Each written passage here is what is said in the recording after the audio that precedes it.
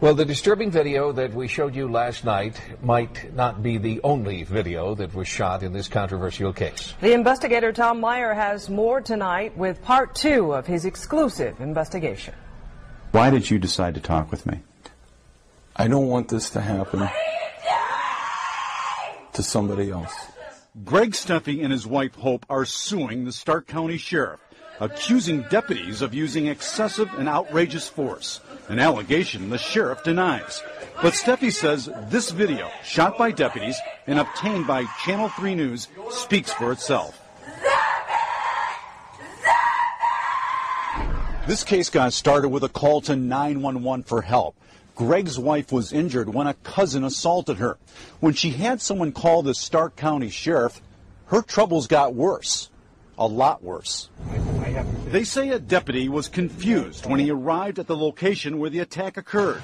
They say he began treating the injured Steffi not as the victim, but as the troublemaker. He proceeded to pick her up off the ground and slam her onto the ground. Oddly enough, the sheriff's dash cam video wasn't turned on when all this was happening. That's a big question. The dash cam wasn't rolling until shortly before Steffi was placed in the back of the officer's squad car. And there's much the Steffis say happens before then and not caught on tape. She can't breathe. She's down face first. He's got all the air out of her.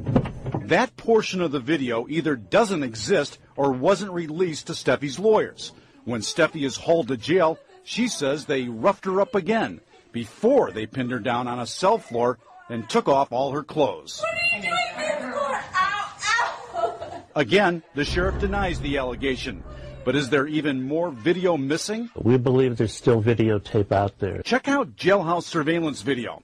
A deputy's handheld camera appears to be rolling as Steffi was escorted to a cell. Her lawyers never received any of this tape, which might show Steffi knocked to the ground again. They knocked her knees out from behind her, and that she was face first. I'd like to know why they felt it was important to do that. The sheriff again denies the allegation, but there's no denying what happened in the video that Steffi's lawyers did obtain. Both male and female deputies inside a cell forcibly removing Steffi's clothes, including her bra and underwear. She was never asked, not once, during any period of time, to take off your clothes, please, that there's a reason why, it was for total humiliation. The Steffis and their lawyers say this is clearly a strip search, and the sheriff has policy for this procedure. I've got the Stark County Sheriff's Department policy on strip searches. It says, and I quote, "The officers conducting the search must be of the same sex as the prisoner." This is Stark County Sheriff's policy. That's common policy everywhere. They violated their own policy. The sheriff's office admits deputies left Steffi completely naked in the cell for 6 hours, but they deny this was a strip search. Hope Steffi was convicted on misdemeanor charges of resisting arrest and disorderly conduct, but most of the videos seen in this report was never shown at trial. Now the Steffis have evidence, and they want sheriff deputies held accountable. It's just wrong that they do this to people. She called for help. She asked them for help, not for this. Not for this. Now, the sheriff isn't talking because of the pending lawsuit, but he did say he feels they did everything by the book.